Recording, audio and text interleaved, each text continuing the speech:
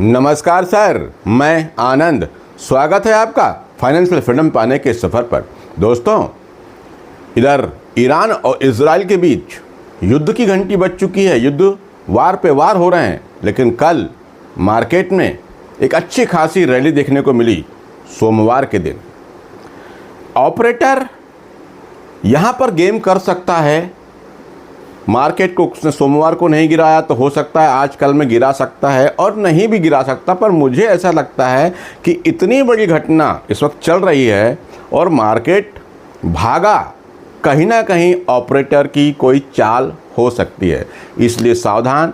जब भी मार्केट में गिरावट हो तो इन्वेस्टमेंट करने के लिए ध्यान रखिएगा, तभी आप अच्छा रिटर्न बना पाएंगे।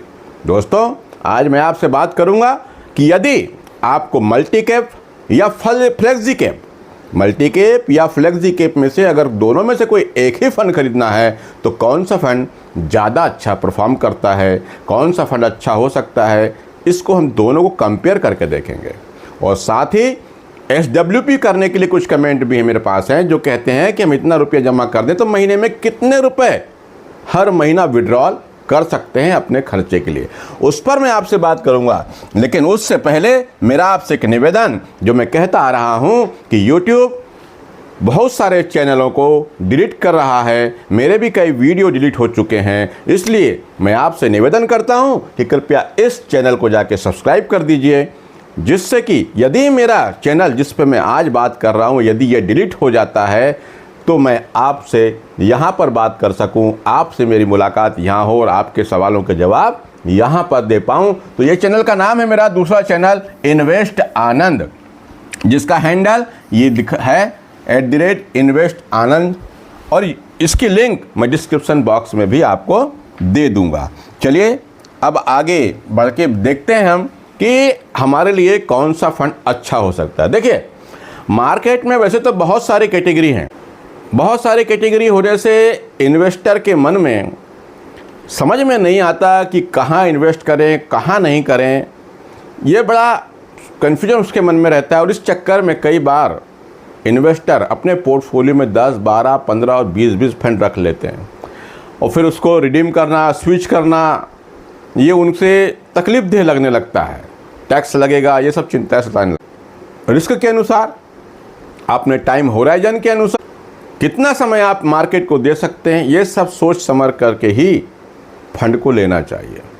और हर फंड सबके लिए ठीक होते हैं, सही होते हैं, ऐसा नहीं है। सबके लिए अलग अलग फंड हो सकते हैं। वैसे तो मैं सबसे यही कहता हूँ कि ये सेक्टोरल, थीमेटिक, इस सब में ना जा कर के ब्रॉडर मार्केट में पैसे लगाना चाहिए। लेकिन फिर भी जब तरह तरह के रिटर्न देखते हैं, फंड्स देखते हैं, तो हमारा मन हो ही जाता है कि हम इसको ले लें, इसको ले लें, उसको ले लें, उसको ले लें। इस चक्कर में भी कई बार हम अच्छा रिटर्न नहीं बना पाते। लेकिन आज मैं बात करूंगा कि यदि अगर आपके पास दो में से एक को चुनना है कि आप फ्लेक्सी कैप लें या मल्टी कैप लें, तो मैं उन दोनों पर चर्चा आज आपसे करूंगा। तो देखिए, फ्लेक्सी कैप, मल्टी कैप में से ज़्यादा कौन सा अच्छा होगा, इस पर हम बात करेंगे। तो हम पहले जान लेते हैं कि फ्लेक्सी कैप फंड और मल्टी कैप फंड होते क्या हैं। फ्लेक्सी कैप का मतलब जैसा कि इसके नाम में है, ये इसमें फ्लेक्सिबिलिटी होती है। यहाँ पर जो फंड मैनेजर है वो large cap, mid cap, small cap और डेट फंड यहाँ पर अपना पैसा कहीं पर भी लगा सकता है। लेकिन यहाँ पर एक कंडीशन भर है कि इक्विटी में 65% पैसा फंड मैनेजर को लगाना है इक्विटी में, और बचा हुआ जो 35% पैसा है, यानी मान लीजिए आपने 100 रुपये अगर यहाँ पर इन्वेस्ट किया तो 65 रुपया तो वो किसी इक्विटी शेयर में ही लगाएगा, और बचा हुआ 35% पैसा वो कहीं भी लगा सकता है। कहीं भी का मतलब इस 35 पैसे को पूरा का पूरा हो सकता है स्मॉल कैप में डाल दे, मिड कैप में डाल दे, या थोड़ा थोड़ा करके इन चारों कैटेगरी में डाल दे। ये फंड मैनेजर के पास छूट होती है, उसको ये स्वतंत्रता है कि वो मार्केट को देख करके या अपनी समझ के अनुसार, अपने एनालिसिस के अनुसार आपको अच्छा रिटर्न देने के लिए ये प्रयास कर सकता है। ये होता है फ्लेक्सी कैप। मगर यहाँ पे 65% इक्विटी होना जरूरी है, ये रूल्स एंड रेगुलेशन है। वहीं मैं मल्टी कैप फंड की बात करूं कि मल्टी कैप फंड आखिर होते क्या है, तो मल्टी का मतलब होता है यहाँ पर लार्ज कैप में 25% पैसा, मिड कैप में 25% और स्मॉल कैप में 25%। यानी इतना तो फंड मैनेजर को इन इक्विटी शेयरों में लगाना ही है। ये एक इकलौता कैटेगरी है मल्टी कैप का जहां पर फंड मैनेजर को 75% पैसा इक्विटी में लगाना ही पड़ता है।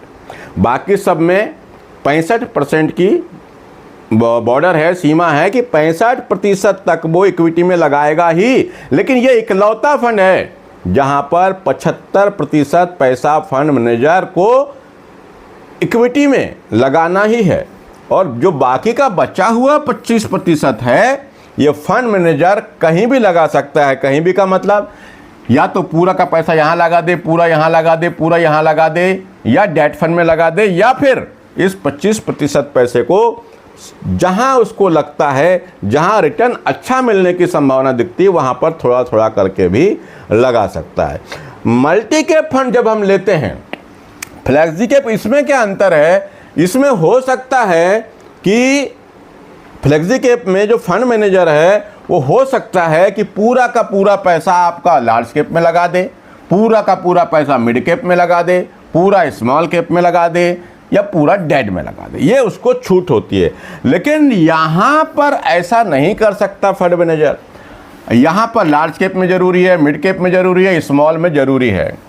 इससे क्या होता है, अगर आप ज़्यादा फंड नहीं लेना चाहते, आपके पोर्टफोलियो में ज़्यादा फंड आपको रखना नहीं है, या आपके पास हर फंड लेने के लिए मान लीजिए 1,000 रुपये की SIP करना है आपको, लार्ज कैप चाहिए, मिड कैप चाहिए, स्मॉल कैप चाहिए, डेट चाहिए, तो आप 4 SIP लेंगे तो 4,000 लग जाएंगे। अगर आपको 4,000 नहीं लगाना है अलग अलग 4 फंड में, आपके पास 2,000 हैं, 1,000 हैं, तो आप एक मल्टी कैप फंड ले लें। अगर आप एक मल्टी कैप फंड ले लेते हैं तो आपको large cap, mid cap, small cap तीनों का एक्सपोजर बराबर बराबर मिल जाता है, और कभी कम ज़्यादा होगा और डेट होगा। तो यहाँ पर ये अच्छा है कि आप पूरे मार्केट के लार्ज कैप, मिड कैप में अपना पैसा इन्वेस्ट कर देते हैं।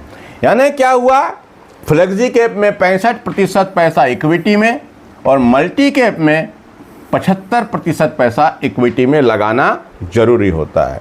और हम सब जानते हैं कि मार्केट जब चलता है तो अच्छा रिटर्न हमेशा इक्विटी में ही बनता है। डेट फंड क्या होते हैं? डेट फंड आप उसको ये मान सकते हैं कि FD या FD से, बैंक FD से थोड़ा सा 1% 2% का रिटर्न ज़्यादा दे पाते हैं। कौन? Debt fund. लेकिन अगर हम पैसा कमाने आए हैं, रिटर्न बनाने आए हैं, तो इक्विटी में ज़्यादा पैसा लगाते हैं, क्योंकि यहाँ पर थोड़ा सा रिस्क भी होता है। जो रिस्क ले सकते हैं वो इक्विटी में अपना पैसा ज़्यादा डालते हैं। लेकिन रिस्क कितना? मैं बार बार कहता हूँ, रिस्क सिर्फ इतना कि यदि कभी मार्केट गिरा तो आपको जो प्रॉफिट था वो कुछ कम हो जाएगा, या फिर जो आपका इन्वेस्टमेंट अमाउंट है वो थोड़ा सा कम हो जाएगा, लेकिन कुछ समय बाद वो वापस रिकवर हो जाएगा, आप प्रॉफिट में आ जाएंगे। लेकिन अच्छा रिटर्न कहाँ बनेगा? इक्विटी में। तो यहाँ पर 75% की इक्विटी है मल्टी कैप में। अब हम इसके परफॉर्मेंस की बात कर लेते हैं कि फ्लेक्सी कैप का परफॉर्मेंस कैसा रहा, मल्टी कैप का परफॉर्मेंस कैसा है। उसके बाद आप खुद निर्णय लेंगे कि आपको कहां पर इन्वेस्ट करना है। ध्यान ये रहे कि मेरे वीडियो सिर्फ एजुकेशनल पर्पस से होते हैं। मैं किसी को भी कहीं कुछ खरीदने, बेचने या इन्वेस्टमेंट करने की सलाह नहीं देता। चलिए तो देख लेते हैं रिटर्न। तो एवरेज रिटर्न की बात कर रहा हूं मैं। जैसे फ्लेक्सी कैप के बहुत सारे फंड हैं, मल्टी कैप के बहुत सारे फंड हैं, लेकिन उन सब के एवरेज रिटर्न की बात करूं तो आप देखेंगे 3 साल, 5 साल, 10 साल और 15 साल के रिटर्न की बात करते हैं फ्लेक्सी कैप फंड ने। और ये मल्टी कैप का भी देख लेंगे और फ्लेक्सी कैप का। फ्लेक्सी कैप फंड ने 30 साल में 20.51% का रिटर्न दिया, वहीं मल्टी कैप ने 23.94 का दिया। 5 साल में 22.71% फ्लेक्सी कैप का, तो मल्टी कैप का 26% से ज़्यादा। 10 साल में देखेंगे तो फ्लेक्सी कैप का 14%, मल्टी कैप का 15% से ज़्यादा।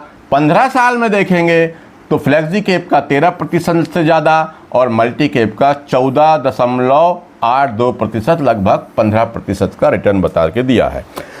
तो यहाँ पर अगर हम इसको देख लें 3 साल, 5 साल, 10 साल और 15 साल के दोनों के रिटर्न को कंपेयर करके देखते हैं, एवरेज रिटर्न को हो सकता है अलग अलग फंड का अलग अलग रिटर्न हो सकता है, लेकिन मैं आपको एवरेज रिटर्न बता रहा हूँ। तो आप देखते हैं कि 3 साल, 5 साल और 10 साल, 15 साल में मल्टी कैप रिटर्न के मामले में विनर निकल कर आता है। यानी मेरी पसंद दोनों में से एक चुनना हो सकता है मल्टी कैप हो, लेकिन इसका मतलब ये नहीं है कि फ्लेक्सी कैप बेकार हैं।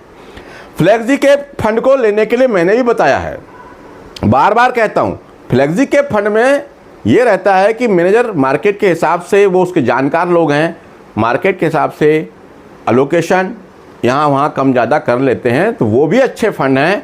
मार्केट में पोर्टफोलियो को डाइवर्सिफाइड के साथ साथ वेल मेंटेन करके रखना भी ज़रूरी होता है, अपने रिस्क के अनुसार बनाना होता है। इसलिए जो लोग मार्केट में डरते हैं या जिनको लगता है कि कभी मार्केट गिरेगा तो नुकसान ना हो जाए, ऐसे लोगों को मैं फ्लेक्सी कैप भी लेने की सलाह देता हूँ।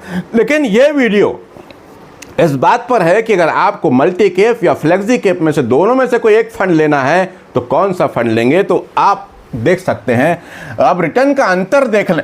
मान लेते हैं किसी ने 50 लाख रुपया एक साथ जमा किया 5 साल के लिए, पिछले 5 साल का परफॉर्मेंस देखें तो फ्लेक्सी कैप ने 22.71% का रिटर्न बनाया, यानी कि इसने 50 लाख के 5 साल में बना के दिए 1,39,11,366 रुपए।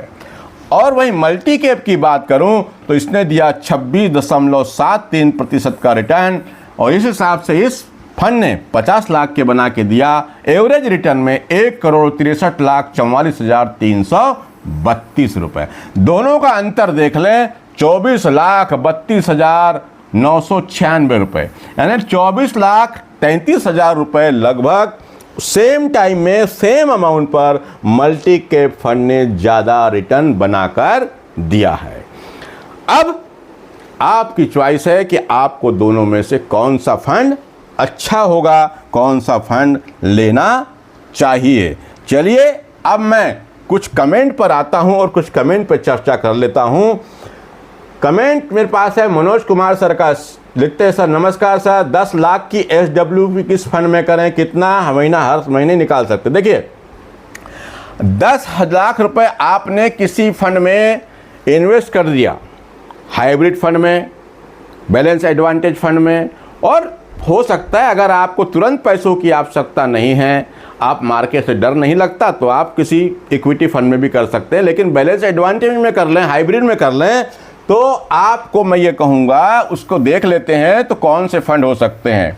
देखिए ये आपके सामने है 15 साल के रिटर्न का चार्ट, और ये ऑल इक्विटी, ऑल AMC के फंड है, हाइब्रिड एग्रेसिव, हाइब्रिड का एग्रेसिव फंड की मैं लेकर यहाँ पे आपको दिखा रहा हूँ। यहाँ पर किसी ने एक साथ 10 लाख रुपए जमा कर दिया 15 साल के लिए, और हर महीने 6,000 रुपये। जी हाँ, अगर 10 लाख जमा है तो आपको हर महीने 6,000 रुपये SWP आप कर सकते हैं, लगभग 6% का रिटर्न मान करके आप कर सकते हैं। तो इसके परफॉर्मेंस को अगर हम देख लें तो आप इतने सारे फंड आपके सामने हैं, ICICI prudential equity debt fund, HDFC का, कैनरा का, क्वांट, SBI, टाटा हाइब्रिड। अब ये फंड के परफॉर्मेंस, जो आज फंड आपको यहाँ ऊपर दिख रहा है, हो सकता है यहाँ नीचे दिखने लग जाए, नीचे वाला फंड ऊपर दिखने लग जाए, परफॉर्मेंस बदलते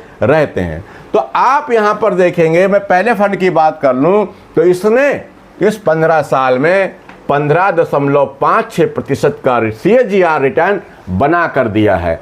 यानी कि आपने 10 लाख रुपए यहाँ पे इन्वेस्ट किए और हर महीने SWP करके आप 6,000 रुपये निकाल रहे हैं। तो आप देखेंगे करंट वैल्यू देख लूँ मैं, तो यहाँ पर आपने हर महीने 6,000 रुपये हर फंड से निकाला, तो यहाँ पर 10,80,000 रुपये आप ले चुके, उसके बाद भी आपके पैसे की वैल्यू आज 49,05,847 रुपये यहाँ पर है। यहाँ लगभग 35 लाख, 30 लाख, 29 लाख, 28 लाख, 27 लाख, इस तरह इतने सारे फंड आपको दिखा दिया।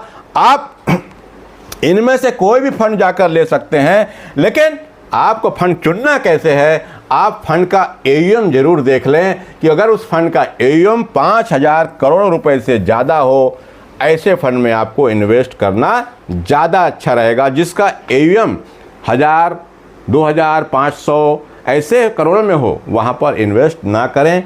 ज़्यादा अच्छा आपको रहेगा कि आपको बड़े फंड साइज में ही इन्वेस्ट करना चाहिए। अगला कमेंट है, नमस्कार सर, SBI कॉन्ट्रा फंड में 2 लाख लमसम करना चाहता हूँ 10 से 15 साल के लिए, कैसा रहेगा? ये लिख रहे हैं कृष्णा सिंह सर। देखिए कृष्णा जी, अगर आपका पहले से पोर्टफोलियो है तो कहीं कोई मेरे ख्याल से ये कमेंट मैंने किसी और वीडियो में भी लिया है, पर फिर भी चलिए, 2 लाख रुपए आपको करना है। SBI कॉन्ट्रा फंड बढ़िया फंड है, लेकिन मैं ये कहूँगा कि एक ही फंड में सारा पैसा ना लगाएं। अगर 2 लाख भी है तो कम से कम 2 से 3 फंड में तो आप इन्वेस्ट करें। एक फंड में पैसा लगाना रिस्की हो सकता है, लेकिन अगर आपके पास पहले से पोर्टफोलियो है, पहले से 2-4 फंड आपके पोर्टफोलियो में हैं और आप ये 2 लाख रुपया SBI कॉन्ट्रा फंड में लगाते हैं, तो मैं कहता हूँ लगा सकते हैं। ये मेरी समझ है, बाकी आप अपने हिसाब से करें, पर एक साथ 2 लाख रुपया इस समय ना लगाएं, बल्कि 1.5 से 2 महीने में 15-15, 20-20 दिन में करके 2 लाख रुपया को आप SBI कॉन्ट्रा फंड में डाल दीजिए। बाकी करेंगे आप अपने हिसाब से, मेरे कहने से कहीं भी कोई इन्वेस्टमेंट नहीं करना है, ये ध्यान रखिएगा। अगला कमेंट आता है माधव भर, इनका है, SIP करके भूल जाएं 20 से 25 साल के लिए। बिल्कुल सही कह रहे हैं sir Madhav sir. Mutual fund में अगर आप इन्वेस्ट करते हैं, रिटर्न चाहिए, तो आप इन्वेस्ट करो और भूल जाओ, आपको अच्छा पैसा मिलेगा। अशोक किसार सर लिखते हैं, सर नमस्ते, ग्रो के द्वारा म्यूचुअल फंड लिया हूं, वो डीमेट में डाल दिया, कैसे रिडीम करें, वीडियो बनाएं। इस पर मैंने एक वीडियो बना दिया है कि अगर आप डीमेट में डल गया है तो रिडीम करने के बारे में वीडियो बना दूंगा अगला, लेकिन मैंने बता दिया हूं कि वहां पर वो क्या आउट ऐसा कुछ है ना, वो वाला ऑप्शन बताया था, वीडियो देख लीजिएगा। तो आप अगर वो कर देते हैं ऑप्ट आउट, तो ऑप्ट आउट, OPT आउट, ये वाले फंक्शन को आप चालू कर देते हैं, तो आपका जो पोर्टफोलियो का अमाउंट है वो डीमेट फॉर्म में नहीं जाएगा, वो SOA फॉर्म में ही रहेगा। लेकिन इस पर आप वीडियो कहते हैं तो मैं जल्दी ही एक वीडियो आपके लिए बना दूंगा। अगले कमेंट पे आता हूं, ओम प्रकाश सर जी लिखते हैं, सर पराग पारिक फ्लेक्सी कैप में 20,000 लमसम है, SIP करना चाहता हूं। पराग में 20,000 लमसम है, अच्छा लमसम पहले से SIP करना चाहता हूँ, कहाँ बिल्कुल कर सकते हैं सर, कहीं कोई दिक्कत नहीं है। अब बढ़िया फंड है पराग पारिक फ्लेक्सी कैप फंड, बहुत बढ़िया फंड है, अच्छा फंड है, मैंने आपको बताया इस वीडियो में, देख लीजिए, और आप यहाँ पे कर सकते हैं। पर एक ही फंड में नहीं होना, ये याद रखिएगा, एक ही फंड में सारा पैसा ना लगाएं, कम से कम 2, 3, 4 फंड तो आपके पोर्टफोलियो में होना ही चाहिए। सुभाष कश्यप सर लिखते हैं, राधे राधे सर LIC का इंडेक्स फंड कैसा है, SIP कर सकते हैं? बिल्कुल कर सकते हैं सर। SIP के 3 इंडेक्स फंड मुझे दिखते हैं। अब LIC का एक है Nifty next 50 index fund, LIC mutual fund का BSE सेंसेक्स और LIC का निफ्टी 50, ये 3 इंडेक्स फंड LIC के मुझे दिखाई देते हैं। इसके रिटर्न को आप देख लें, 13% से ज़्यादा, 11 से ज़्यादा, 11 से ज़्यादा, एवरेज रिटर्न देखें तो 12% से ज़्यादा का रिटर्न इस इंडेक्स फंड ने बना के दिया है। अब ये इंडेक्स फंड होते क्या हैं वो बता चुका हूं, लेकिन यहां पर अगर मैं इसकी बात करूं, LIC mutual fund, Nifty next 50, तो जो भारत की टॉप 100 कंपनियां हैं कैपिटल वाइज, उसमें से जो 50 कंपनी निफ्टी 50 में चली गई और उसके बाद की 51 से लेकर 100 तक की कंपनियां यहां पर नेक्स्ट 50 में है, और 30 कंपनियां, टॉप कंपनियां 30 ऊपर की, ये BSE सेंसेक्स फंड में है, और निफ्टी इंडेक्स फंड, ये LIC Nifty 50 next index fund, और यहाँ पे 50 कंपनियां, ये इंडेक्स फंड है। अब इंडेक्स फंड में होता क्या है, ये पैसिव होते हैं फंड, यहाँ पर कोई मैनेजर का कोई रोल नहीं होता। ये जहाँ जैसा इंडेक्स परफॉर्म करेगा, जैसा वहाँ पर इन्वेस्टमेंट होगा, उसी प्रकार से यहाँ पर फंड मैनेजर पैसा लगा देते हैं। उनको कोई याद दिमाग लगाने की आवश्यकता नहीं होती। इंडेक्स फंड भी अच्छे फंड माने जाते हैं, इसमें कहीं कोई दिक्कत नहीं है। दोस्तों, कृपया चैनल को सब्सक्राइब कर दीजिए, नोटिफिकेशन के बटन को ऑन करके ऑल का घंटा दबा दीजिए, और म्यूचुअल फंड को लेके आपके मन में कोई भी सवाल हो तो कमेंट बॉक्स में जाकर लिखें। मैं आपके सारे सवाल पढ़ता हूं और सबका जवाब देता हूं। आज के लिए इतना ही। नमस्कार, जय हिंद, जय